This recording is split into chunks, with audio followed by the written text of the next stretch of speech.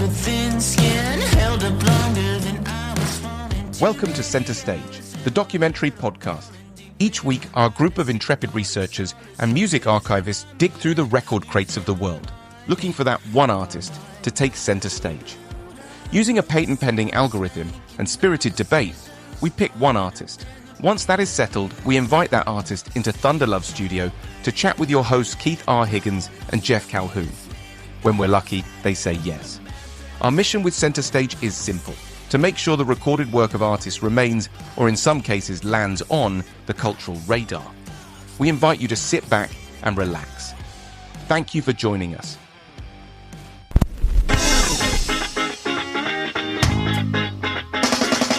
Cardiac ground zero, every move is starring you, and the world will turn to flowing pink paper stools.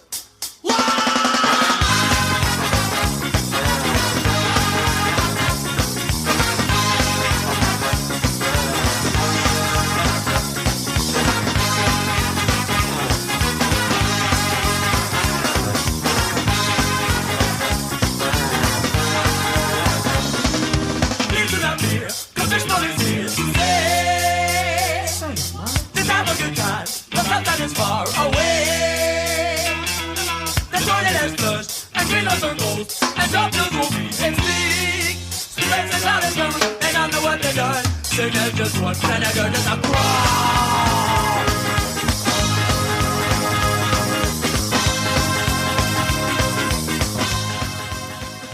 This week, we welcome Chris Dowd into Thunder Love Studio from the band Fishbone.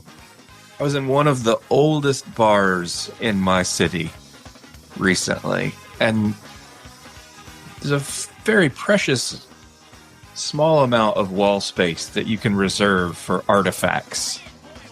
And when you've been a bar as long as the Nick has, we've got some important stuff. I mean, Jane's Addiction played that stage before they were big. One of the artifacts hanging on the wall, one of the really important, like, this means a lot to our history, is a concert poster promoting Fishbone. Really? And I imagine that they are not the only venue in America that has a Fishbone poster or some sort of Fishbone artifact as a part of their sacred lore. The band just means that much to that many people. Yeah. They're a cultural lightning rod. Now they are part of our lore. It's crazy. Yeah. This band is undeniable. Yeah. So meaningful, so important. And so relevant today. And their longevity and their relevance today speaks to their undeniability. Yeah, this is not a throwback episode where we're going to go back and talk about Party at Ground Zero for an hour. No. Like, that song means a lot to a lot of people. It's an important song. It's on a lot of people's 100 greatest songs of all time lists. Yeah. It's an easy to include greatest hit. There's a lot more going on with Fishbone right now. This new record is important, and that's. We're going to talk a lot about the new record. We are indeed. So let's jump into our conversation with Chris Dowd, shall we? I think we should. Let's do it. Meow. Well, we are up and running. We're recording. Okay, cool. Chris Dowd from Fishbone, thank you for joining us here on Center Stage. Thank you for having me. Chris, I wanted to keep it lighthearted and fun. When I think of Fishbone, I think of a great concert and fun, but damn it, and by the way, these podcast episodes, like, we put them out there and they stay out there. So somebody may stumble upon this episode years from now. I want to put a timestamp on our time today because it is June 9th, 2025. Yes. The city of Los Angeles is hugely important to the history of Fishbone. Yes. Go all the way back 40 years, man. 1985, that very first record. You guys have been singing about, writing about fascism for a long time. And our country, and Los Angeles specifically, is having a difficult time today, and I want to throw it out there and hear your thoughts about what is happening in Los Angeles and this fascist regime and this bullshit of calling out the National Guard. Well, where do I begin? Well, that's a lot to unpack. I know it. And I will do my Brian Gumble best to unravel the chaos. I will say this. Well, first of all, it's been like a double shitty day because about 45 minutes to an hour ago, as my phone was on the tour bus charging, Sly Stone passed away. Yeah, saw that. And it would be remiss, since we were talking about, like, you know, how you start the top of the conversation. Like, I want to talk about the great and joyful experiences that, you know, I as the artist have shared with you, the listener, and, you know, and just try to speak for a moment from a place of like gratitude. And try to, I think, really right now, just in this moment where you're catching me, where I feel really emotional, because if you talk about making first records, I think of that EP, and I also think of our first album, In Your Face. And I won't go into the gnarly part of these details, but Sly Stone was literally next door recording at this studio called Hollywood Sound. Mm-hmm. And we were all sort of peeking out the window as we were recording, like, I Wish I Had a Date or Charlie or one of those songs. And we're like, oh shit, that's Sly. and I met him one time in line at a movie in Hollywood, and I just had to walk up to him, and he was kind of like, man, kid, get away, you're bothering me. But I was like, you know what? It's okay. Because it's Sly. Right. And if anybody gets that pass, it's him for sure. So I just can't help it. I mean, because, like, look, there would be no Everyday Sunshine without him. Like, that is clearly, you know, an homage to him and the influence he's had on Fishbone as a band. It's like when you talk about the documentary that was just made of him, mm-hmm. And it just, like, it puts it in perspective. His life puts a lot of things in perspective that have to do with even the LA riots today. Because, you know, there was that album he did, there was a riot going on. Yeah. And that was, you know, decades before I ever made my first record. And, you know, he's just in the ethos. So I have to just make such an acknowledgement of Sly Stone, and because he's like the social and emotional foundation for Fishbone, especially in the sense of, like, what he conceptualized really was the idea of bringing everyone together. You know, yeah. Everyone, regardless of your background or where you came from, he is like the archetype of why can't we all honor each other and respect each other regardless of the color of our skin. It's like what Martin Luther King Jr. said, I want to be judged by the content of my character and not the color of my skin. And on the other flip side of that coin, we seem to have thrown all of those things out as a country and sort of fallen for, the easy thing, which is like, to blame people for, you know, for your shortcomings. Like, I'm not naive enough to think that, race doesn't play a part, especially in America. But to pretend like these things don't exist, um, especially when it comes to people of color, African Americans. Like, I'm not trying to, I'm not trying to gas anybody up or blow my own horn, but if you look at America culturally speaking, the things that the rest of the world respect us for are rooted in the African American experience. Whether it's the, understanding of like, watching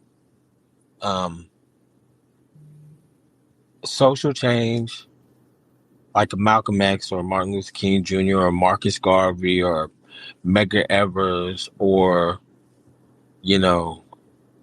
Emmett Till, that funeral, like these sort of benchmarks of like where people want to be like, oh, those people are animals, or, whatever weird, like, okay, that's an easy thing for you to cling on to or try to weaponize.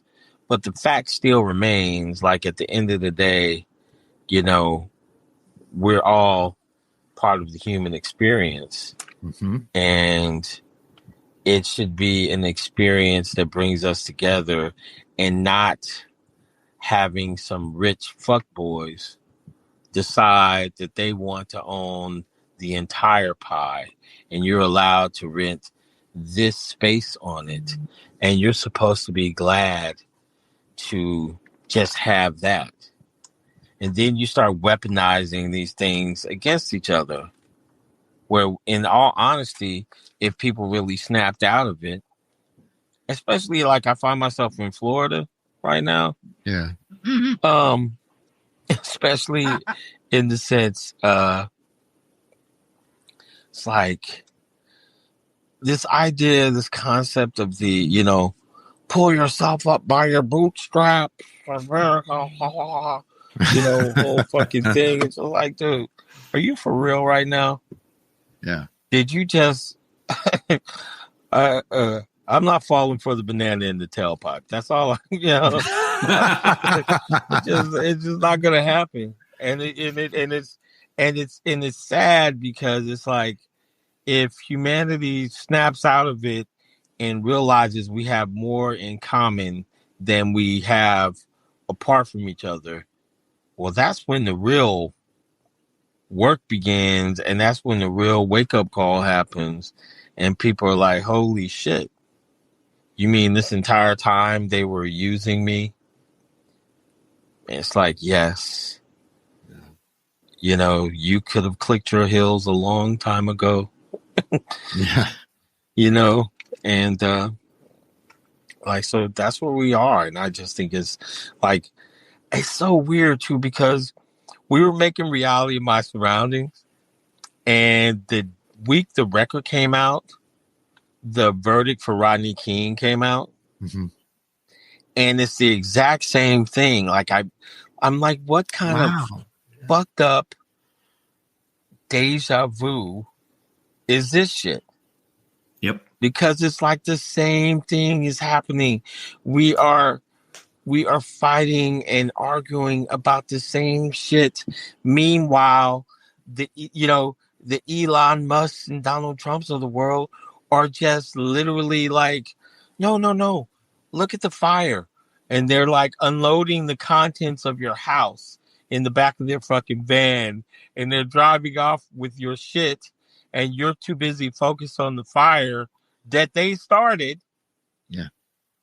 They got the gas, they got the kindling, they brought matches, and they burnt that shit up right over there. So while the time you were looking at that fire, they're picking your pockets and they're doing all manner of disgusting, vile shit. And you're just like, as long as it's not me, as long as, and it's so fucking naive. It is so naive, and we give up these sort of like pieces of ourselves, pieces of our humanity that it's like when you're never going to get that shit back. Like, I don't know, something recently I was watching and I was like, how fucking quaint is that shit right now? How, old fashioned, humility, right, like, hey, if, Elon Musk doesn't want any of these things to happen because guess what? Tesla was not his. I know. He had money and he bought someone's idea, you fuckheads.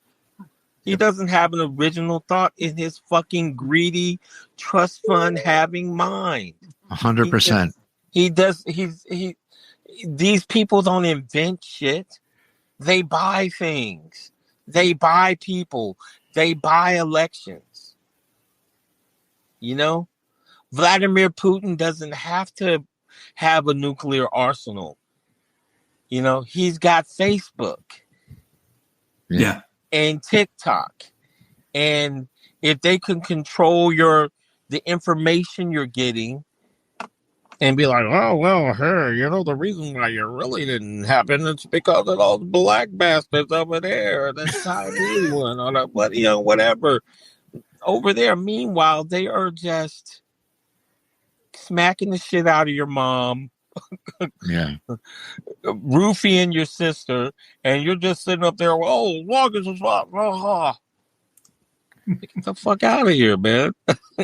So it's like, to go back to the Rodney King, that verdict came down and we were literally on the tour bus leaving Los Angeles.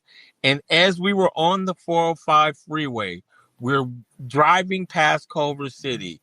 Like, we're driving past the neighborhoods we all grew up in. And there's a fire over here and there's a fire starting over there.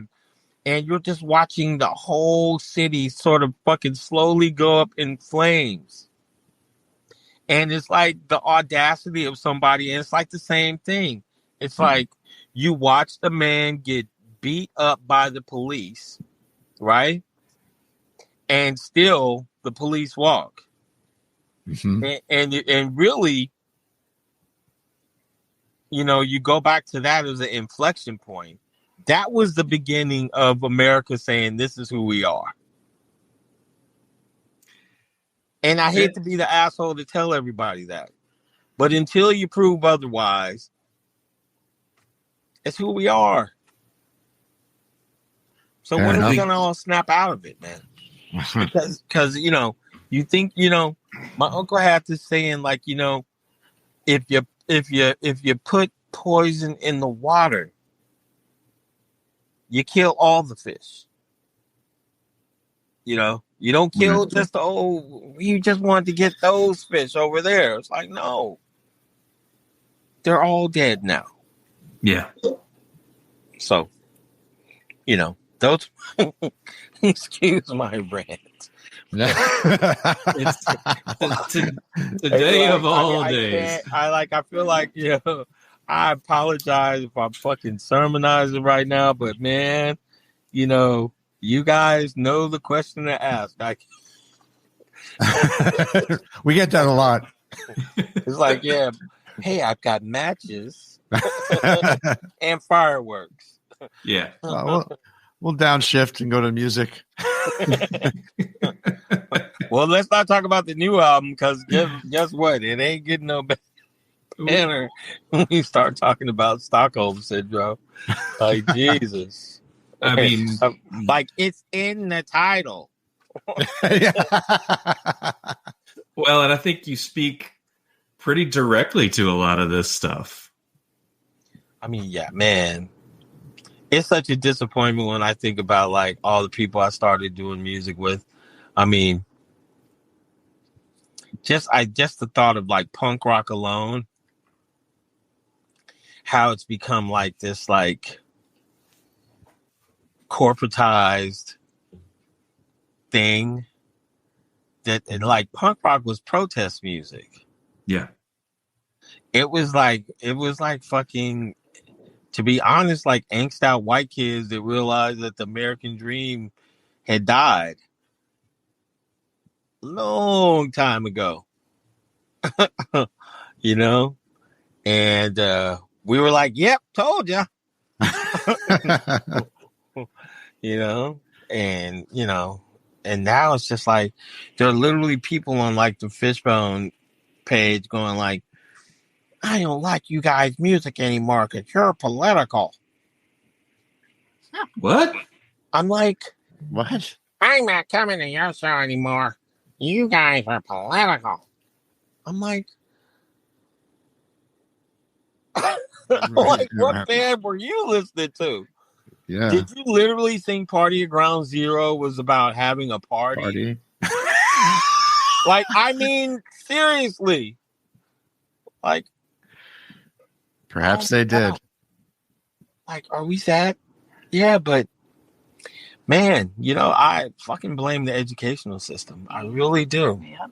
It's like, you want to teach this history that didn't exist. You want to, you know, they banned Zora Neale Hurston and James Baldwin. Wait a minute, and somebody told me they like took Huckleberry Finn out of fucking schools. Yeah, I think Like how that. the literal, what in the literal fuck, man?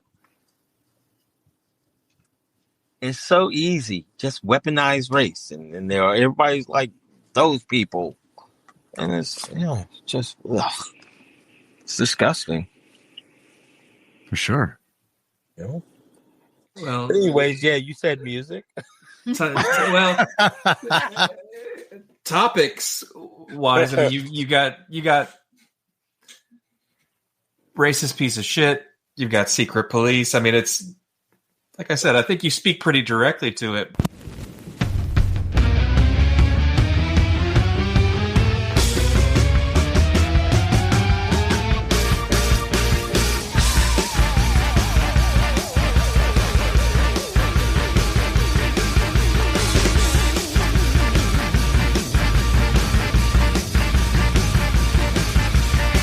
I see you coming down the street with tiki torches and hate speech.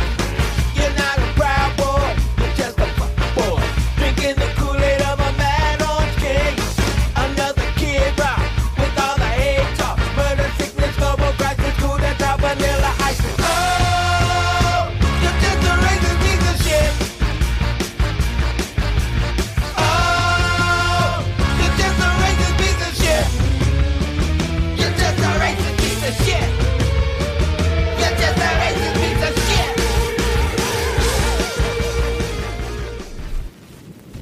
Stockholm Syndrome is also an album that I think celebrates the whole career of Fishbone. You touch on all the various styles of that go into the stew. You've got some metal, you've got some punk, you've got some ska, you got some reggae. I mean, it's all there and represented.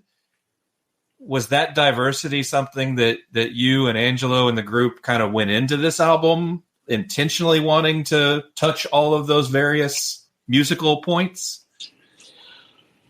I think okay, so I think like the level of musicology that happens within the band is like a blessing and a curse, because it's like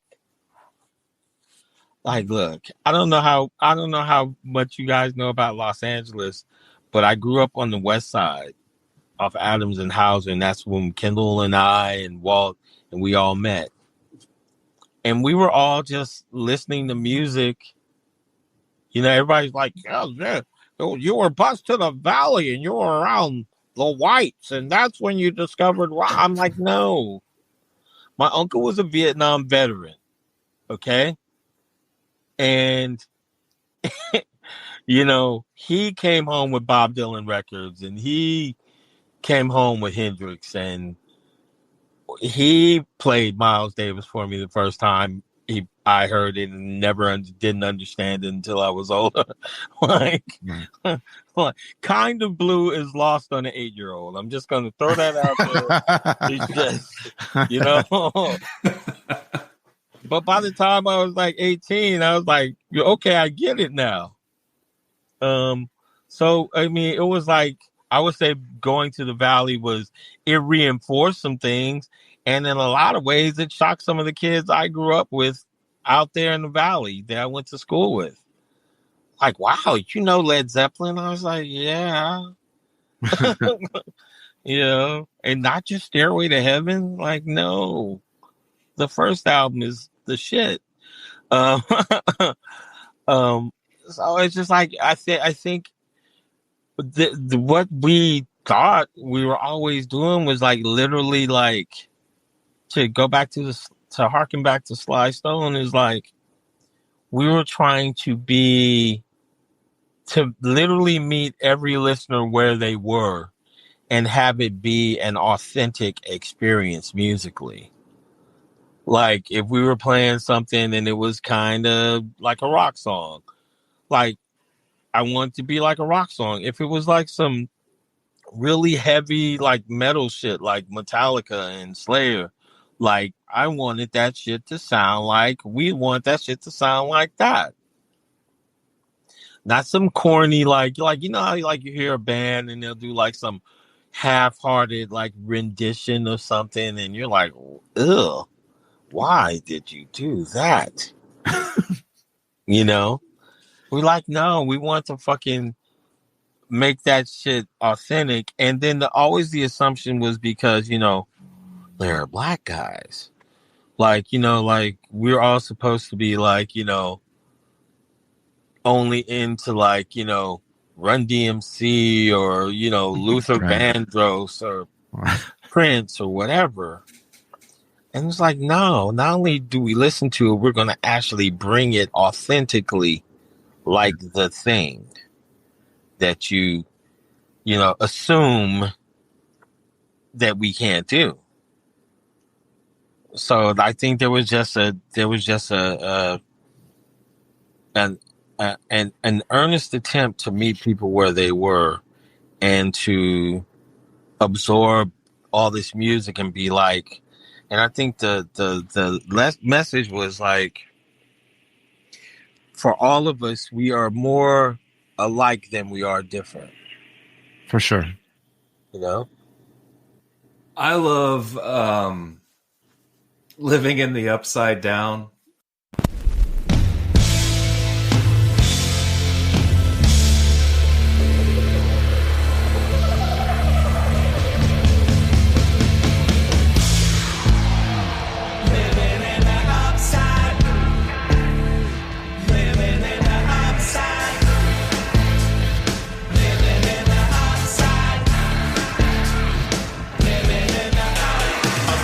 To your planet from outer space.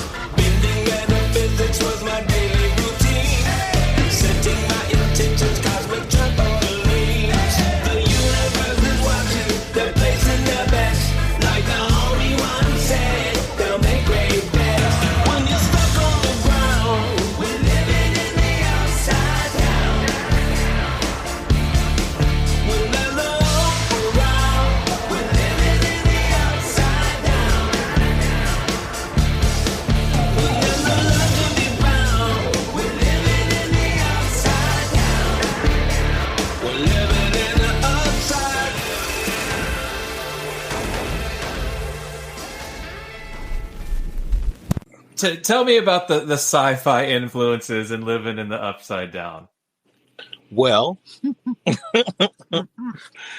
wow. I think a lot of musicians are nerds. It's true. As Jeff can attest to, yes. As I'm no exception to the rule. But I don't know. It's obviously a pop culture reference, to Stranger Things. But it's also a reference to, like, I have that line in it where I kind of take the Porno for Pyros song, and you know what I mean? You kind of, you catching like the references, but it just, I love watching films, right? Right. And, John Sayles' movie, Brother from Another Planet? I know it, but it's been a very long time since Right. I've seen it. Yeah. And so I was thinking of that. And so, like, over the pandemic, like everybody else, watched a lot of Netflix and watched a lot of shit on TV. and The Man Who Fell to Earth got redone. Yeah. And it was supposed to be like 20 years after the Bowie character kind of a thing. A second ship comes. And I don't want to give the plot away, but I just thought, what would it be like? Like, there's always those sci-fi, like, aliens living among us, And I thought, Hitchhiker's Guide to the Galaxy. Like, I was just kind of in this stew of that sort of sci-fi thing. And, all these people had started using ChatGPT. And I saw that movie, Her, and just all these sort of things where, like, we're in this place as human beings where, like, people, like the Japanese dude that married the fucking robot. I'm just channeling all this shit. You know what I mean? And I'm just thinking, like, if I came from another fucking planet, or I'd been here and I was watching what was going on, I'd be like, we gotta get the fuck out of here. It's time. It's time to leave. So I wrote it from the perspective of what an alien would think of this planet right now. Well done. You know what I mean? And that's really it. It was just like, what the literal fuck would a fucking alien think of this shit right now? Because it is just a bag full of fucking crazy, And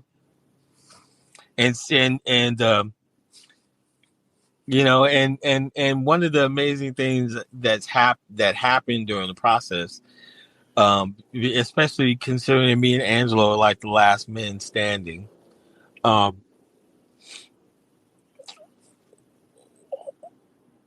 I recognized and he recognized that there was a lot of creative repression. And so in the spirit of trying to, like, get back to where we were and move forward and move beyond, we just got out of each other's way. Like, speaking of Sun Ra, I'm in a band with, like, if somebody took a test tube and put, like, we're going to go with 1 part George Clinton, 1 part Sun Ra, a smattering of Screaming Jay Hawkins, some Bowie, and just a little bit of Mark Mothersbaugh, we've created the Angelo 9000. You know what I mean? And when you're in a fucking band with somebody like that, you just really fucking have to meet them where they are. Because, like, I've been so pissed off at him. Like, I can't even tell you. Like, everybody does.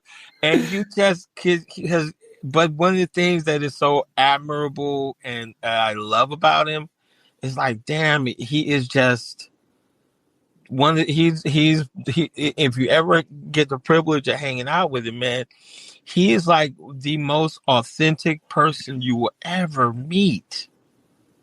Like, there is no bullshit about him. He doesn't have a contrived bone in his body. You know, he just is not that guy. And you would think, for as talented as he is, that he would have some sort of, it is just raw and unfiltered. And because of that, he comes up with these fucking ideas that are so fucking out of this goddamn world. And it's like, ground control to Major Tom. Come in. Dr. Madbag, can you hear me? Like, and I just like, and so then because of the dynamic and things that change within the band, and absolutely everybody's varying degrees of like being able to deal with it. And I mean, like, hey, I took a step back from the band for a very long time and came back, and and in realizing some of the stuff that I had gone through creatively, and that he had stuck in there and stayed in there, that it was like, we have to just, in this record, we have to allow ourselves to get out of each other's way and not, be stepping on our own dicks, basically. So that's what happened. And it was a beautiful thing. It was really fucking hard because it was really scary. It was really scary to go out there and try to figure out how to do this shit. And realizing that we had gone through, because of the record industry and because of the climate and because of the world and politically what's going on and socially what was going on and just all those things. It's just like, you just kind of feel like, Ali at the end of his career, like, I'm still fighting. I'm still out here fighting. I'm the greatest. And, so it's just like that whole process in and of itself. And then finding you guys to play with. And personally for myself, it's just like, if I'm going to do this, I want to select guys in the band that are way more talented than me. You know what I mean? That are Makes it easier. That are just gifted musicians, and not pick people because I could control them or they were in awe of me or what, any of that shit, because that's not how you make a great band. Yeah. Right. That's how I don't know, whatever the fuck that is, but I didn't want to do that shit. Well, it's that old saying, if you're the smartest person in the room, you're in the wrong room. Ring ding ding ding ding ding. Yeah, exactly, man. It's just I couldn't do that at all. So, and it was working through that trauma was just a bitch. It was just 2023 when you did that EP with Fat Mike, and you had Norwood, you had four of the original members. I thought that EP was fantastic, and it seemed like the music was kind of going through a revitalization. What changed after that EP that Norwood didn't stay on board for this album? And if you don't want to touch that one, man, you can take it back. I thought I could hear the last one. I mean, look. Wow. You really just are fucking going there. Okay, cool. Look, people change. Yeah. People change. And who you were when you were 18 is not who you are at 50. You know what I mean? And sometimes those people grow apart. And that is the best way I can answer that question. It's just sometimes those people grow apart, and no matter how much you love them and want them to be that guy, and it isn't happening. And sometimes people change for the worst, and maybe sometimes I'll take my side. Maybe I bring out the worst in people. I don't fucking know. Right. I just know that at a certain point that I feel like a pretty open guy, and to be in this situation where you feel, well, myself and Angelo, I would say, felt creatively suffocated. Mm. That was one of the reasons why I left the band in the first place. And then you think because you leave a situation that it could be like a signal to those people, not like a virtue signal, just like, like, damn, that was my guy and he left. Yeah. And I just, I made some cool records, and I got to watch some really incredible things happen outside of the band.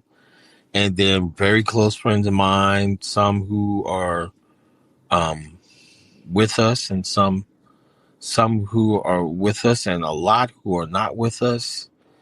I was sort of like really just have honest conversations and be like, did I do this thing? Was I a part of it? And some people were like, well, yeah, it was your thing. And some people were like, no, you weren't.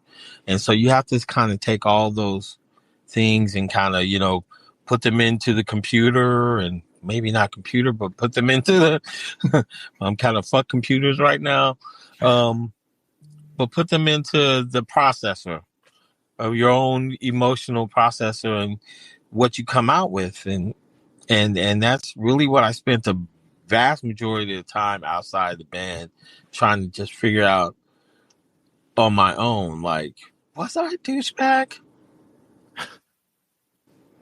Did I do this? And,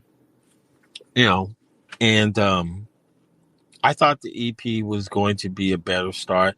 I have very mixed feelings about how that record came out. I mean, I'm glad you like it. But I hate, this is gonna sound really weird, but I just feel like Stockholm Syndrome is a better representation of the original mission statement. It is. And I'll give you an example. Most of this material is stuff that I wrote in 2018. Really? Yeah. Because I read. I grew up in a certain time where, information is important. People are like, you're a dyed-in-the-wool liberal or whatever, whatever. I was like, I'm not dyed-in-the-wool anything. Fucked up is fucked up. And I don't want any parts of fucked up. And you shouldn't either. You know what I mean? Like, you shouldn't. Should just, recognize, like, oh, wow. As my muddy used to say, you shit and fell back in that one.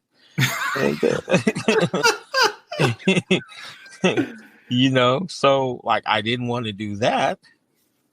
But like I was saying this, like, look, Secret Police is like, I'll tell you, it's about Kyle Rittenhouse. Like, straight up.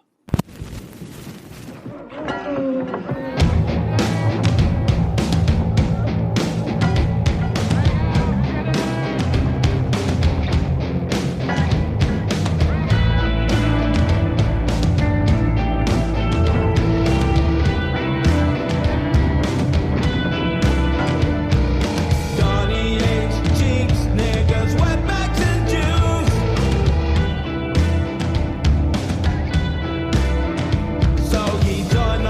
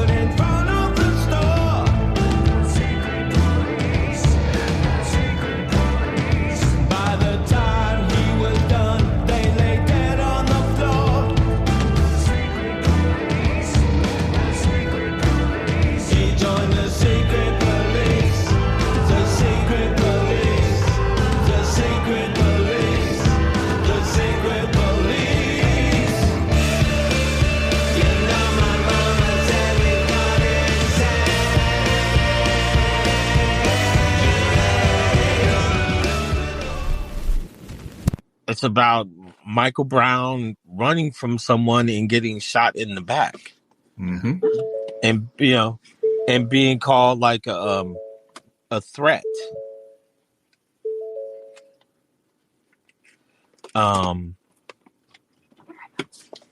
Give me 1 second. I'm just sitting in my friend's car because, like I said, the bus is they were there trying to fix it now.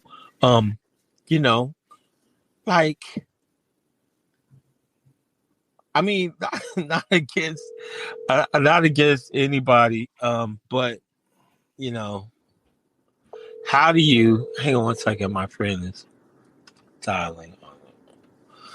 How do you like? One of those people had a skateboard. You know, he was coming at me weird with a skateboard, so I shot him with the AR-15. Like, you know what I'm saying? The calculus on it is fucked up. And not only that, but it's like I feared for my life. You know, I feared for my life by the guy that came towards me with a skateboard. Mm-hmm. And I'm not trying to get all Richard Pryor shit, but when white people start shooting white people, like we've gotten way past. Just, you know what I mean? Yeah, I do. Like, wow. So that's how the kids are doing it these days, huh? Okay. It's just like, you know, like the Rodney King thing is like, hey, I'm used to that. But now, like, you can't even peacefully protest, and somebody shows up armed who ain't the police and just random shoot motherfuckers and walk. Mm-hmm. yep. I'm like, that is deep. And then all those protesters in Portland talking about, you know, this van pulled up and drug my friend in it, and you know, they didn't have badge numbers, and that's what's happening in LA right now. It's like the same thing. And it's just like, so when do we like embrace the Nazi like thing? You know? Didn't you think about just like perpetual, like America has been in perpetual war with some foreign power since World War II? Absolutely. Yeah. And we're just like fucking, you know, we're Team America. Like, you know, what they got the live action version. Yeah. You know? America. You know? Team America, fuck yeah. You know, like, when did this happen? But like, hey man, when we, like, you talk about the EP, when we were doing those interviews in the beginning, and you know, Kendall's brother was like a Crip. And I remember he'd be like,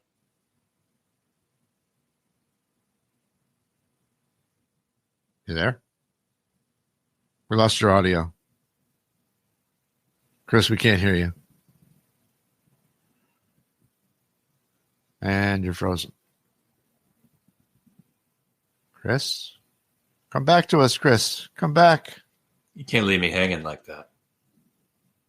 If you can hear me, try going out and go back in.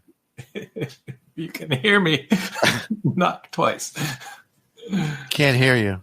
I don't know how to get the message to him. Yeah, I would disconnect and reconnect. Well, hopefully he comes back, because I have to know how that ends. Chris? Still can't hear you. Still no audio. Isn't that weird? That's very weird. Nothing. I wonder if it's trying to connect to the car. Oh, maybe. Like Bluetooth. I'm going to kick you off and then see if you can come back on. I have one final question that I need an answer to. Damn it. I could ask you. You can.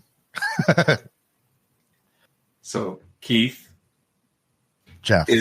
is Stockholm Syndrome Fishbone's best album?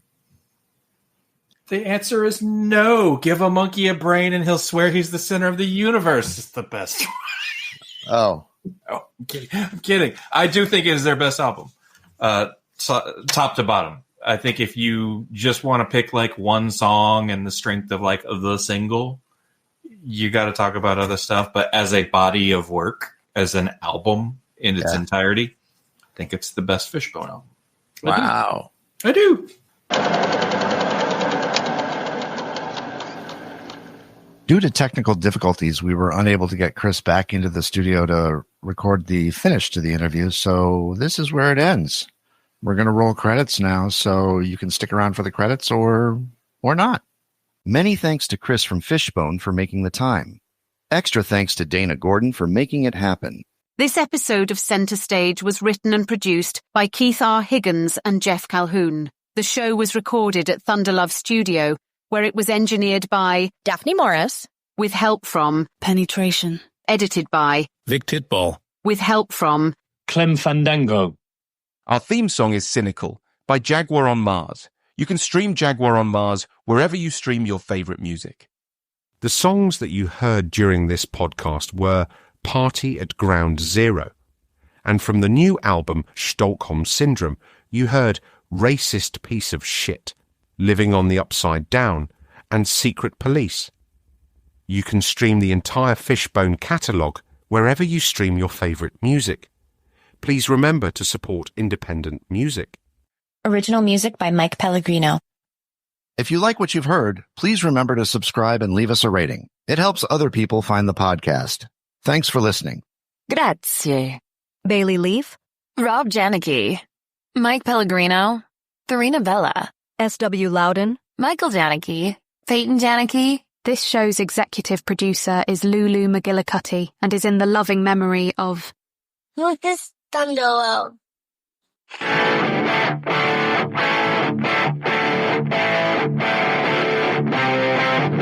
And now, until we meet again next time, I remain as always obediently yours. Abandoned Albums is a production of Paw Print Media.